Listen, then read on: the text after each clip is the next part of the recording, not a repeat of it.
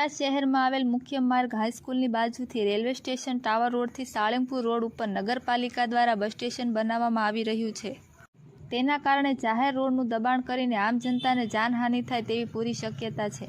કારણ બોટાદની બાજુમાં આવેલ હિન્દુ ધર્મનું મોટું ટુરિઝમ સ્થળ સાળંગપુર હનુમાનજીના દર્શન કરવા માટે લાખોની સંખ્યામાં માણસો આવતા જતા હોય ત્યારે આવા જાહેર માર્ગનું દબાણ થાય તો ટ્રાફિકનો સામનો કરવો પડશે અને મોટા અકસ્માત સર્જાય તેવી શક્યતા છે અને પોલીસ તંત્રને એક નવી મુશ્કેલીનો સામનો કરવો પડશે, જેથી કરીને આ બસ સ્ટેશન નહીં બનાવે તેવી માંગ ઉઠી છે અને 15-40 ફૂટ રોડ રસ્તાનું દબાણ કરી રહ્યા છે, જેનાથી મોટા અકસ્માતો પણ થશે। એટલે અમો બોટાદ નગરજનો અને રાષ્ટ્રીય પંચાયત એકતા મંચ અધ્યક્ષ મંજીભાઈ સોલંકી અને દિલીપભાઈ મહારાજ અને સાથી મિત્રો આ થઈ રહેલ બાંધકામનો વિરોધ કર્યો છે।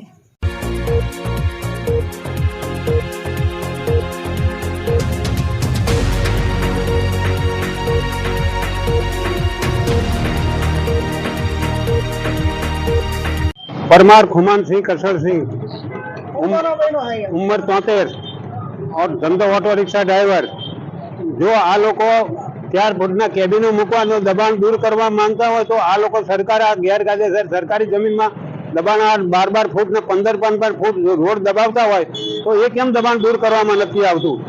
जो आदित्य ना जो उत्तर प्रदेश में लोगों घर पाड़ी देता हो जीसीबी फेरवी तो अहींया जीसीबी फेरवा अमारे पब्लिक ने लाववानुं छे। सरकार दबाण करे छे सरकारी जमीन में जो सरकार दबाण करतुं तो अमारे कोनी पासे जवुं हवे आ न्याय लेवा माटे आ दबाण ना थवुं जोईए, दबाण दूर करो तात्कालिक। अने अमे एना अनुसंधानमां अमे अरजी पण आपेली छे अने जो दबाण हजी राते चालू करशे जो नहीं बंद करे तो न छूटके आ जे परिणामनी दरेक जवाबदारी लागता वळगता अधिकारीओनी रहेशे, जेने आपेली छे अमे अरजी अनुसंधानमां। मारू नाम दिलीपभाई चौहान। હવે બનાવમાં એવું છે કે આ લોકો ગેરકાયદેસર બાંધકામ બસ સ્ટેન્ડ ઊભું કરે છે અને એ તે પાછું રોડ ઉપર છે। તો બોટાદની દશા અત્યારે કેવી છે, એક પણ રોડ મોટો છે નહીં, બધે ગલીઓ છે। હવે આ મોટામાં મોટો રોડ આ એક જ છે તો એ ન્યાય પણ આ લોકોએ બસ સ્ટેન્ડ રોડ ઉપર સણવાનું ચાલુ કરી દીધું છે। 14 ફૂટ લંબાઈ 40 ફૂટ बरोबर। હવે આ ગેરકાયદેસર છે। હમણાં લારી ગલ્લા કોઈ પણ બિચારા ધંધો કરતા દબાણ આવતું હોય તો એ લોકોને હટાવી દેવામાં આવે, મકાન બનાવવામાં આખી જિંદગી વહી જાય છે તો દબાણના હિસાબે મકાન પણ પાડી દેવામાં આવે। તો આ લોકો પોતે જ ગેરકાયદેસર બાંધકામ ચાલુ કર્યું છે અને અમે કલેક્ટર સાહેબને, ડીએસપી સાહેબ, પીઆઈ સાહેબ, ચીફ ઓફિસર બધાને અરજી આપેલી છે, છતાંય આ લોકોનું ગેરકાયદેસર કામ ચાલુ છે। મારું નામ મંજીભાઈ સોલંકી, રાષ્ટ્રીય પંચાયત એકતા મંચ રાષ્ટ્રીય અધ્યક્ષ।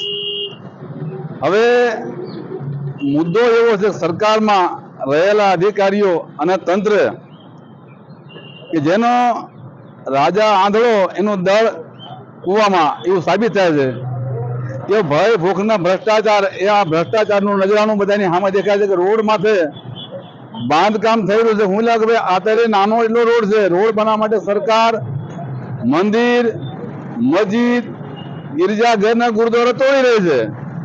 તો એ સરકારમાં બેઠેલા અધિકારીઓ અને બુદ્ધિ વગરના એન્જિનિયરોને ખબર નથી પડતી કે આ રોડ માત્ર બસ સ્ટેન્ડ બનાવાય નહીં। હવે મારી બાજુમાં એક શૌચાલય બન્યું છે, એની બનાવવાની કિંમત 21 લાખ રૂપિયા છે અને આ 14 ફૂટ બાય 40 ફૂટનું ઓપનમાં બનાવે છે બસ સ્ટેન્ડ, એના 70 લાખ રૂપિયા બજેટ બતાવે છે। તો આ 2 મહિના પછી આને તોડવું પડશે। એટલે જનતાના નાણાંનો ગેરઉપયોગ થાય છે અને આ ભ્રષ્ટાચારનું જીવતું જાગતું નજારું દેખાય। એટલે આવા અધિકારીઓની માથે પણ તપાસ થવી પડે, તમે કઈ રીતે મંજૂરી આપી છે અને આવતીકાલે બોટાદની માલિપા આનો પૂરજોડ કરવામાં આવશે। જય ભીમ, જય ભારત, જય સંવિધાન।